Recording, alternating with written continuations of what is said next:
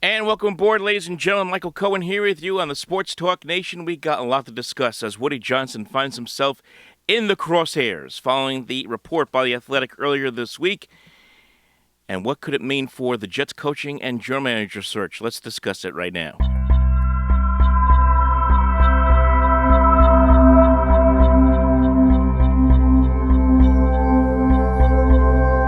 All right, so folks, again, when the story came out of The Athletic, when I first saw it on Thursday afternoon, I was just absolutely floored, just like everybody else was by it. It is disgusting to read. It is disturbing to read. And I understand we live in an era now where the media not necessarily is trusted. I totally understand that. Just look at the culture we live in right now as it is. A lot of distrust of what the media comes out with. That being said, you have three big-time writers contributing to this article, including an NFL insider, Michael Silver, Diana Rossini, Zach Rosenblatt. They had over 20 sources on this story, and it goes back to 2017, some of the stuff they reveal in this thing. So this is something that's been researched for a very long time. You know, maybe they have a source that exaggerates something here or there, as we see, as I'll discuss with regards to the Jerry Jeudy Madden ratings in just a few moments, because there's a bit of a contradiction with regards to Brian Costello's take. But the fact is, it doesn't take away from the fact that this is a disturbing story, and it really could impact what happens with the Jets moving forward as far as how they want to do business and how they're perceived, because right now the perception is it's a bit of a joke. Going back to the Madden ratings, because this is really where it all begins with regards to Woody Johnson and this whole Jerry Jeudy thing. Joe Douglas told the Broncos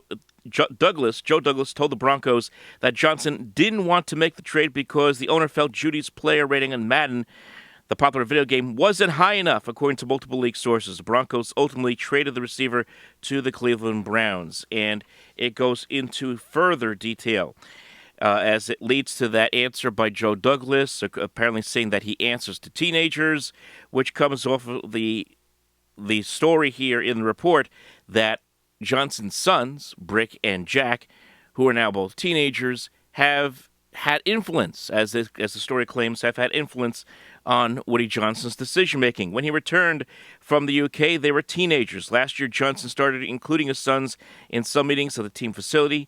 For some Jet employees, the sons' increasing involvement clarified their father's propensity to share things on X and articles from various outlets. However, Jet spokesperson, as it clearly stated, disputed the idea that Brick and Jack's observations impact organizational decision-making. It is used as a reference point, quote-unquote. It is not determinative. It's really sad that an adult would be using misleading anecdote about teenagers to make their father look bad. That is a quote from a Jets spokesperson. And then that leads, obviously, into the Brian Costello quote. Quote, while a poor Madden rating is alleged to have been a holdup in the Jeudy trade, a source told the Post's Brian Costello at the time that the Broncos rejected the Jets' offer because it included a veteran Allen Lazard and a third-day pick. Denver did not want Lazard and the remaining 3 years of his contract, and they ultimately shipped Jeudy to Cleveland. So that's a bit of a different story than what's inside The Athletic. And keep in mind, also, The Athletic asked Woody Johnson about a story they had from months earlier about benching Aaron Rodgers, and that source, it's mentioned in the article, the Athletic article, that they claim Woody Johnson was joking. So, again, I think a lot of this depends on on what sources these writers have more than anything else. But there is more, as they say, because, as the article states in The Athletic, Johnson is consumed with the public perception of his franchise, sometimes at the expense of on-field success. When the Jets traded Zach Wilson to Denver, Joe Douglas was asked to not to include the final pick in the draft. New York wanted to keep the Mr. Irrelevant pick, and then a source told The Athletic, quote-unquote, he thought he needed Mr. Irrelevant to get a Brock Purdy, who had emerged as the franchise quarterback in San Francisco. I don't think that's ever happened in the history of the NFL. A team wanted a worse pick. As we all know, the Jets ended up drafting Jalen Key, who did not survive the cuts. More disturbingly, though, is the behavior of Johnson and allegedly his kids in the Jets locker room. The Johnson family behavior inside the locker room has become an issue, according to a team and league source. Current and former players and coaches told The Athletic that Woody Johnson, his wife Suzanne, and his sons criticized players inside the locker room. Mike White, we all remember him from a couple of years ago. After throwing his helmet to the locker room floor, multiple players say they heard Woody Johnson say, "You should throw your helmet, you bleeping suck." Then in Week 17 of last year, Johnson's sons were heard loudly disparaging Jets players. Then this year, on Halloween, when Aaron Rodgers walked into the locker room, an energized locker room after the Jets win on a Thursday night against the Houston Texans, before Rodgers could hand the game ball over to Ulbrich, Brick Johnson took another game ball and awarded it to Garrett Wilson in a profanity-laced statement. The energy felt in the room was drained out. It was the most awkward, cringeworthy, brutal experience, one player said.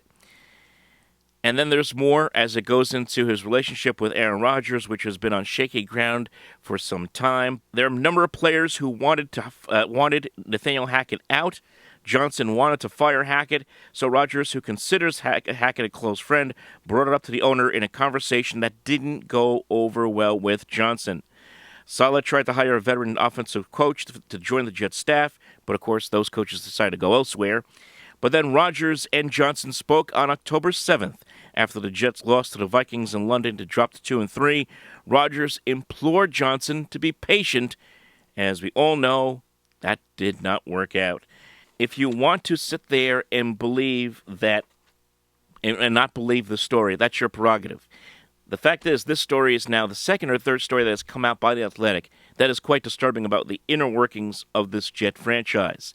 Now, the question I have, and I've asked people, is would Woody Johnson sell? Can the NFL step in and force Woody Johnson to sell? And the answer is yes and no. Yes, the NFL could step in and force an owner to sell, but it would need three-fourths of the executive committee to approve of such a thing. And let's be honest, there would have to be some serious allegations and a heavy investigation. Just look at the situation with Dan Snyder. It was years of allegations, sexual assault allegations, and also toxic workplace environment that really got that ball rolling to force him to sell. And not to mention the NFL went through its own extensive investigative process before making that decision to say, hey, look, Dan, you've got to get out of the way here in Washington, D.C. So is it possible? Sure, but let's be honest, this hasn't gotten to the level, and it's not at the level of a Dan Snyder situation. What this shows is an owner who likes to get involved. I guess you want to say he kind of thinks of himself as a mini George Steinbrenner or a mini Jerry Jones, likes to get involved in a lot of football operations and does get his hands dirty and has a tendency to put people's noses out of joint. The stuff about his kids is not very good at all. It certainly doesn't put the kids in a good light, doesn't put the organization in a good light. So it's going to be up to the Jets to tighten things up, clean things up. And I hate to say this to Jet fans. Look, I know there are a lot of Jet fans that would like to see Woody Johnson sell the team, get out, sell to a Jeff Bezos, who I think would have a conflict of interest because of his company's involvement with the NFL, with Amazon. And it would be nice to see the Jets sell it because, hey, look, we live in a town where you have Steve Cohen, who does, from everything we know, has done a great job revitalizing the Mets over the last 5 years. Even I'll give credit to Hal Steinbrenner the way he runs the Yankees. They run a tight ship, and it's a lot more stable than even when his father was around because of the patience they show. But chances are Woody Johnson's not going to sell the team as bad and as damning as this story is. Now, that being said, there's other layers to this. If I were a GM or head coaching candidate, would I take the AIM job with the Jets? That's now a question. And if you are one of those candidates, you probably saw this article. You probably got a lot of questions. You're probably asking a lot of questions and maybe getting answers that we, certainly in the public, are not privy to. Now, there is a story out there. Now, it kind of came up in an interview a Colin Cowherd interview with Jordan Schultz in which they talked about Mike Vrabel and his interest in the team. Now, agents are looking at this that represent coaches and executives and saying, if I get the right type of personality in New York that can withstand that pressure cooker, he's going to have the opportunity to build the franchise the way he wants. I talked to Mike Vrabel. Mike said, he said, I would take the Jets job. I just don't know who the GM would be. I'd have to like the GM. That's exactly right. Now, this is not a new story. This is actually a 2-week-old story that goes back to December 4th. Sports Illustrated. Mike Vrabel willing to talk to Jets about head coaching job with one caveat. According to ESPN's Rich Cimini, Vrabel is open to taking the New York Jets head coaching job, but it's not that quite simple, as Vrabel would want to know who the Jets hire as their next general manager before committing to anything. Cimini further stated that Vrabel doesn't care what former head coach Bill Belichick thinks of owner Woody Johnson, and that he interview and decide for himself. Now, I'll be honest, if Mike Vrabel wants to still come here, even after this story has come out, and be the head coach of this team, and if he can change the culture here in this organization, please come here and do that. The Jets need a culture changer at head coach. They need somebody who can lay down the law as a head coach for the football team, for the players, and get this organization moving in the right direction. They needed that also in the GM spot as well. Can they find that guy? Is there someone out there, maybe it's Thomas Dimitroff, maybe it's somebody else as a GM, who can, I guess, lack of a better phrase, police Woody Johnson, keep him on his back, keep him in the back room, if you will, and keep him happy? Is there a general manager head coach combo out there willing to do this? Now, if Mike Vrabel is willing to do this, please come here and do it, because I think of all the candidates, he could be the one that could get this thing moving in the right direction. We'll see how that goes. Now, there's also Aaron Glenn, who has had reported interest in the job in the past. You got Ben Johnson being a name out there that's heavily being considered for the Jets job. So the Jets are going hard for the top candidates for head coach. We'll see how that breaks down. But again, if I'm a candidate, and after this story came out, I would have nothing but serious questions about taking this job, and even reservations, especially if the owner is going to be as heavily involved as Woody Johnson is. So we'll see how this thing plays out. Maybe it does. Maybe they get the answers. Again, I can't speak for anybody. Maybe they get the answers that they're looking for.